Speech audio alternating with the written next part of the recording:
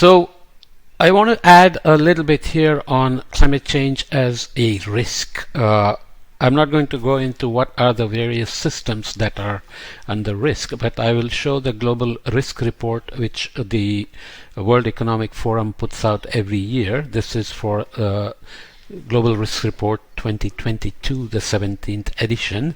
They do surveys and try to see people's perception on what they rank as the risks at various time horizons, 0 to 2 years, 2 to 5 years, longer than 5 years, and so on. And you won't be surprised that most people now recognize climate risk. They take it fairly seriously. So here is identifying the most severe risks on a global scale over the next 10 years out of this survey. So this is split into economic, environmental, geopolitical, societal, and technological, including cybersecurity, privacy, and migration, conflicts, and so on and so forth. So on this list, you can see that the top one is climate action failure. Second one is extreme weather.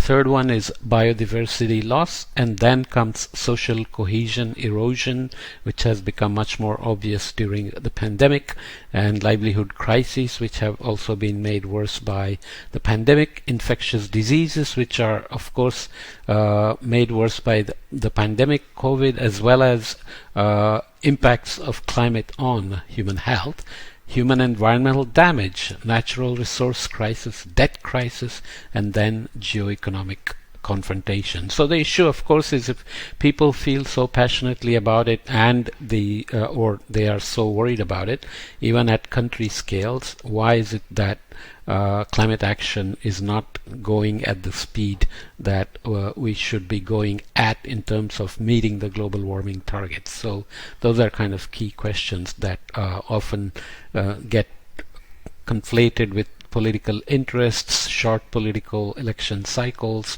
lack of urgency in action versus perception. So even people who think climate is a crisis often continue their lifestyle with a high carbon footprint, for example. So the worries don't necessarily translate to actions at any scale. Key pledges achieved in COP26 should give us hope. So India pledged to reach net zero by 2070 and announced a 50% renewable energy target by 2030. All the largest emitters now have agreed to start phasing out fossil fuels. 46 countries pledged to transition from coal to clean power by 2040. 104 countries pledged to a 30% cut in methane emissions by 2030. Methane accounts for 30% of historical global warming, so that's a good pledge there.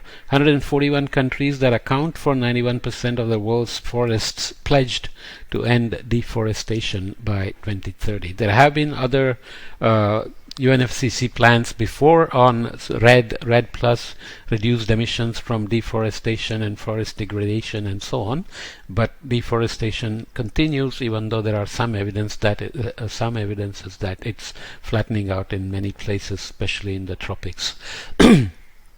So COVID-19, of course, provided many insights in the way humanity responded as a whole to the crisis. Risks that worsened the most since the start of the COVID-19 crisis.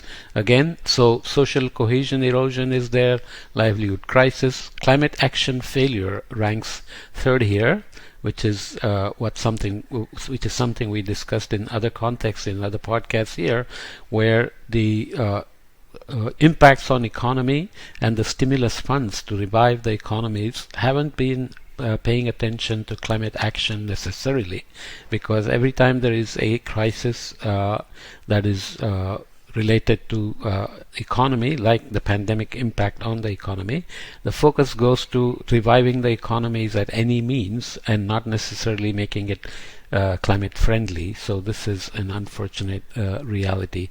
Extreme weathers are here, as well as infectious diseases, which I think cannot be separated from climate impacts anymore.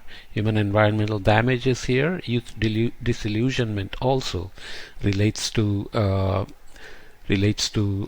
the climate change and climate action, and the perception of the youth that climate action is not moving fast enough. Global risk horizons, we'll just look at a couple, 0 to 2 years. Extreme weather tops the list. Climate action failure shows up here as well. Infectious diseases now as showing on all lists because of the pandemic and the recency effect, where we worry more about what's happened just now as opposed to what happened 10 years ago. On the 2 to 5 year time scale, again, climate action failure, extreme weather, human environmental damage, and so on, biodiversity loss show up. 5 to 10 years, climate action failure tops the list again. Extreme weather, biodiversity loss, natural resource crises, human environmental damage. So you can see that there is a very high awareness about the potential risks associated with climate change, and the key question still is how to translate that into actions. This is another way to look at it. Global risks effects, most potentially damaging risks in here, and the risks they will aggravate in the bottom row here. So climate action failure would aggravate youth disillusionment, state collapse, mental health deterioration, prolonged stagnation,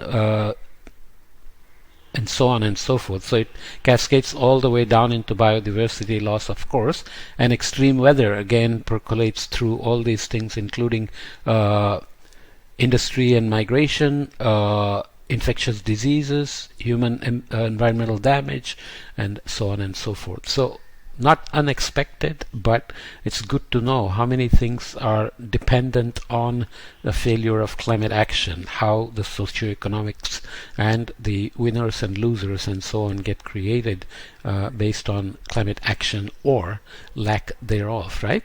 Global temperature scenarios by 2100. So if we have a disorderly transition into the future with climate change and climate change impacts, where we are mostly responding to crises rather than a long-term plan to mitigate and adapt to climate change, then obviously we'll have these issues. So we are here at 1.2 degrees C warming in 2021. Pre-industrial is considered the zero baseline, and current policies would put us in the range of 3.2 degrees to 3.6 degrees with a median of 2.7 degrees. 2030 targets only will get us, if there is full implementation of the nationally determined contributions, to 2.4 degrees. So that's a reduction, but not enough to meet our global warming targets. Long-term trends and 2030 pledge targets together will bring us down to 2.1 degrees C if, again, all the NDCs are implemented. But the lessons from COVID would say that NDCs may be sacrificed if there are economic crises coming out of the pandemics and the lockdowns and so on. Optimistic scenario, which is the best case scenario, assuming full implementation of all announced targets, including net zero targets. So long-term strategies and nationally determined contributions would bring us to 1.8 degrees C, but this again is a very best case optimistic scenario, so actions are needed. Some of the shocks to reflect upon in the disorderly transition in response to climate change. Green market crash. We talked a little about impact investments and so on. So what if the boom in sustainable investment becomes a bubble followed by a crash that cripples innovation and progress? This could cascade into further delay in climate action, further energy use, enhanced energy use, further acceleration of global warming and its impacts on food, water, energy, health, and so on. Fusion power at last. What if a new transformative technology emerges but cannot be mass produced at low cost, disadvantaging the developing economies and impacting climate action dynamics as a global society, right? This is a very realistic risk that we face in terms of a shock to the system. Collateral geo damage. What if unilateral implementation of large-scale geoengineering solutions creates unexpected knock-on effects that developing economies are ill-equipped to handle? So kind of a Frankenstein experiments. You go and spray aerosols into the stratosphere. Maybe some countries benefit, but tropical countries, let's say the global south, ends up paying a heavy price for the unintended consequences. So this global governance of geoengineering is not well established yet, so that could be a shock to the system, especially when there are some very aggressive advocates for trying geoengineering, and there are some big names investing in geoengineering, and some country may just go ahead and do it on its own, like the iron fertilization experiment that was tried off of Canada in the Northeast Pacific, which then created a lot of cascades in terms of reactions and responses. The other risk we have to consider, sorry, I don't know what happened there. Too little, too late. What if stalled or delayed climate action means that ecosystems reach their tipping points suddenly and unexpectedly, accelerating climate migration into neighboring countries as droughts, floods, and resource scarcities worsen?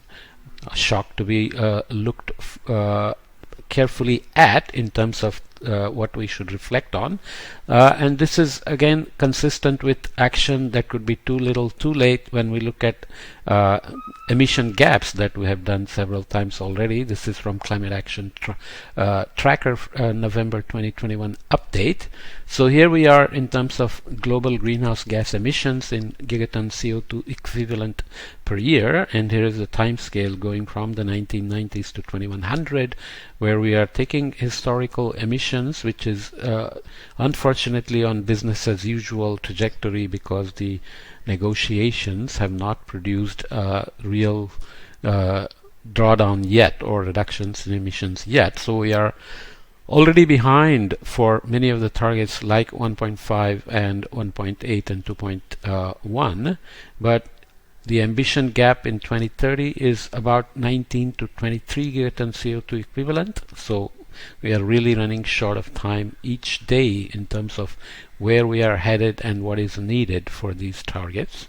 Okay, so this is again repeating what we said, re-emphasizing warming's projected by 2100 with the current policies and actions would put us at 2.5 to 2.9 degrees centigrade range, which is way above the 2 degree C target, and of course much above the 1.5 degree C target. 30 targets only would get us to 2.4 degrees C. If we take pledges and long-term targets, as we said, will bring us down to 2.1, which is getting towards 2 degrees, and the best optimistic scenarios will bring us to 1.8 degrees C, and obviously we will need serious negative emission technologies here to reach 1.5. So this is something to keep in mind, that climate change is not just about impacts that are happening now, but also where we are headed, the risks that are potentially going to we have to be facing as we go along if we delay the action, and what if winners and losers are created by unilateral actions like geoengineering and so on. So I put it under climate solutions because climate solutions and implementations and timelines and transitions, orderly and disorderly transitions and so on, all are directly mappable to the risks. So taking it as a risk and doing climate action, economic analysis, return on investment kind of analysis may motivate many more to participate and not worry about denying science or not agreeing with the science on climate change and so on. So we will see how we come along on these, but I will add a few more podcasts on the costs of net zero, and I've been putting all the net zero podcasts in a course called Planet Remade, the Planet Remade under Geoengineering for Climate Solutions. So you can track those and look at the relevant parts that belong here as well. Okay.